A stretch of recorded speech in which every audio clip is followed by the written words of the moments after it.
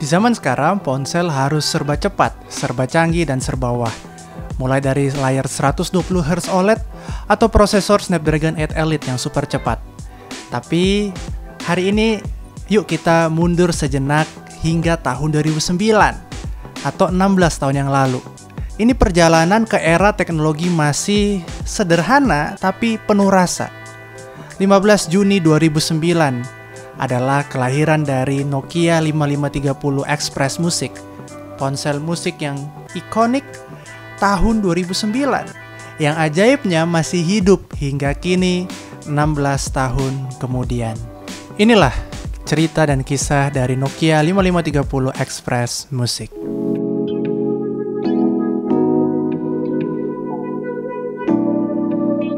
Brand Express Music diluncurkan Nokia pada 27 September 2006 sebagai tandingan lini Walkman milik Sony Ericsson.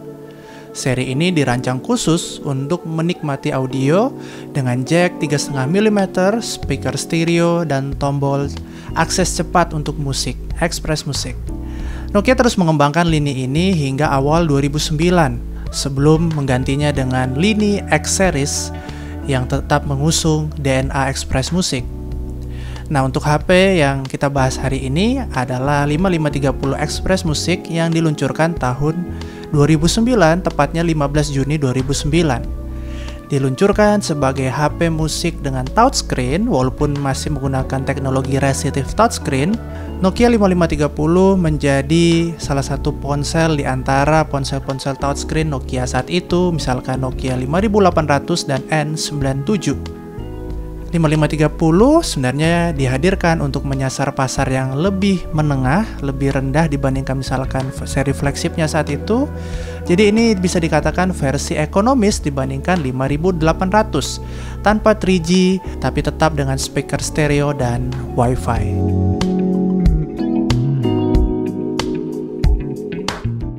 Nokia 5530 ini bobotnya hanya 107 gram dan ukurannya sangat mungil.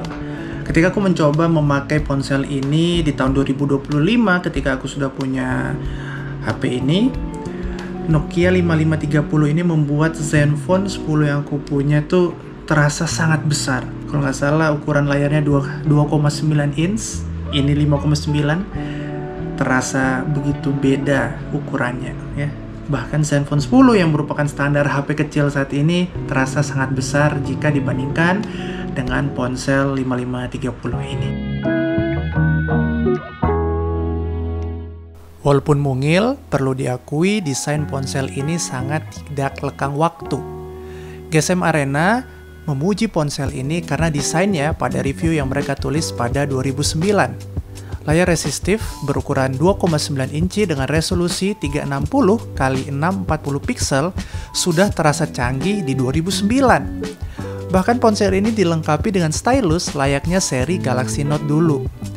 Walaupun stylus bawaan HP ini udah nggak tahu di mana. Nah, berbicara tentang kamera ponsel ini tergolong kelas mid-range. Kamera belakangnya 3,2 megapiksel dengan fokus manual dan LED flash, dan bisa merekam video 480p. Terlihat seadanya tapi memang bikin bangga di tahun 2009 saat bisa foto dari ponsel touchscreen. Sebagai perbandingan, seri Galaxy S yang diluncurkan 1 tahun setelah ponsel ini membawa kamera 5 megapiksel dengan autofocus.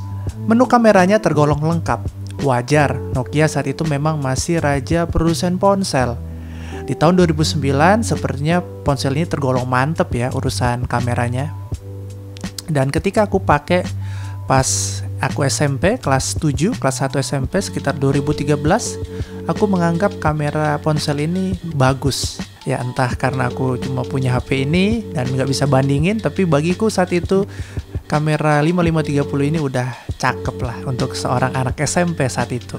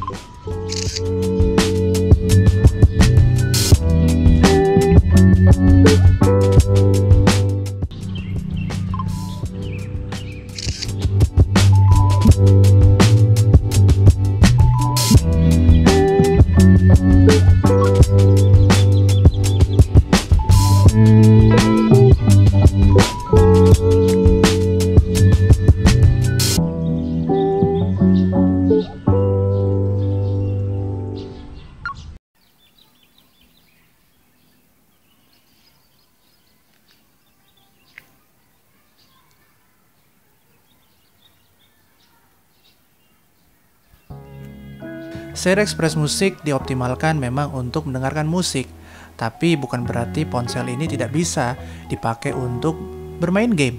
Setidaknya ada 2 game bawaan di ponsel ini, yaitu game Bounce dan Global Race Raging Thunder. Ini adalah game balap yang sudah dapat dimainkan dengan sensor accelerometer.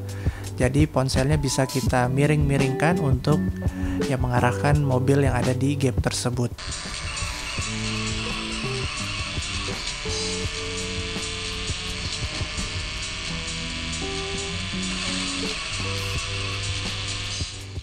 Ini adalah fitur yang cukup mewah bagiku ketika waktu itu di SMP kelas 7.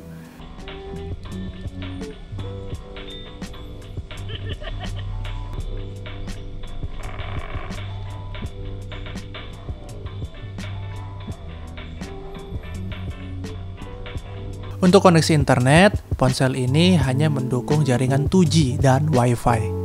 Dulu ketika aku masih menggunakan ponsel ini di SMP, aku masih bisa tuh berselancar dengan nyaman melalui koneksi 2G.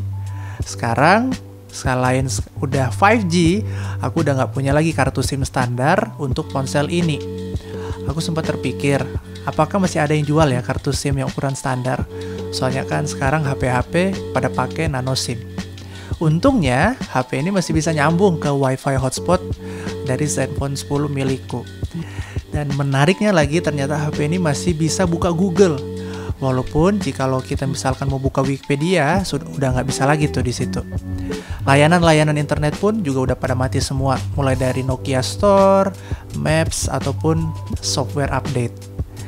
Namun, ponsel yang demikian membawa satu keunikan tersendiri.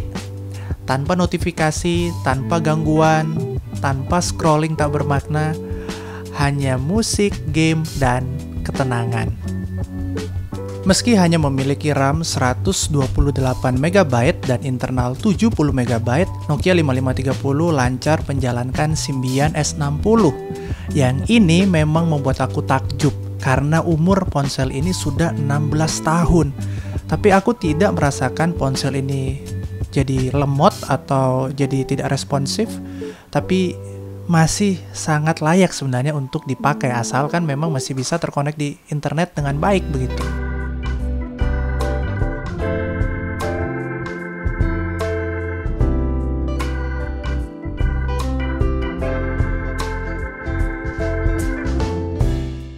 Baterai 10.000 mAh-nya juga tahan seharian penuh karena minim aplikasi background.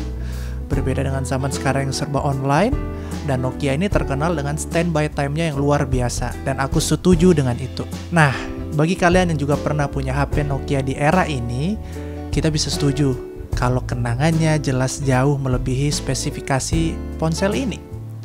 Lagu galau malam hari yang mungkin kita dengarkan, SMS senyap di ruangan kelas, atau suara rintik hujan ketika kita memutar musik di ponsel Nokia.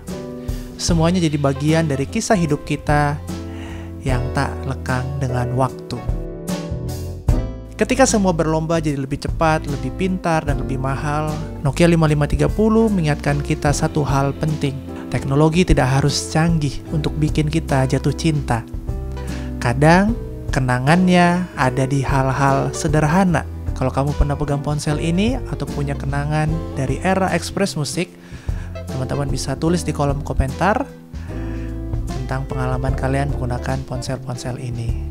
Oke, terima kasih telah menonton retro review kali ini, edisi Nokia 5530 Express Music. Jangan lupa tekan like, subscribe, dan nyalakan lonceng supaya kita bisa bertemu lagi di episode-episode selanjutnya.